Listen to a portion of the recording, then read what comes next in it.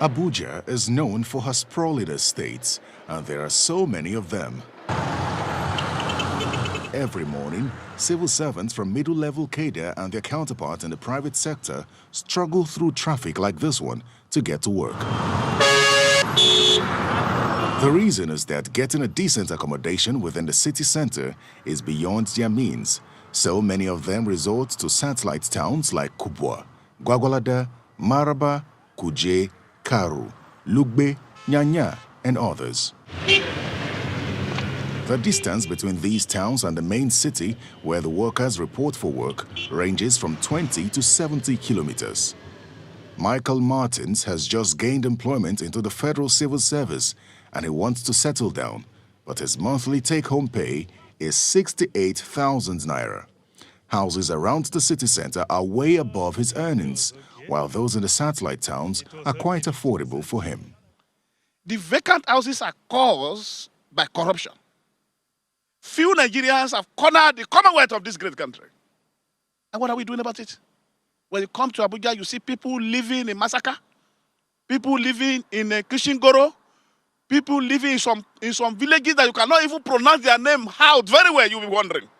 And every morning you see heavy odors along all those suburbs because the people have to come to the city in the name of earning their daily bread. When you look at the difficulty it poses to these people who cannot get adequate, affordable housing, it's huge. A lot of people you see walking in Abuja every day, they don't sleep inside Abuja. And so in the morning, when you go to the entry routes into Abuja, you see traffic gridlocks.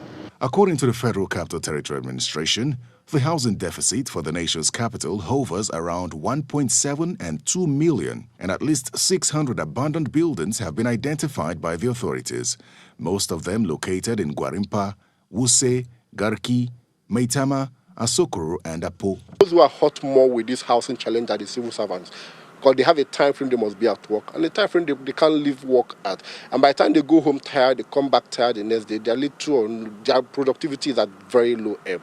So government, for that purpose alone, government should begin to revisit the mass housing policy in the FCT.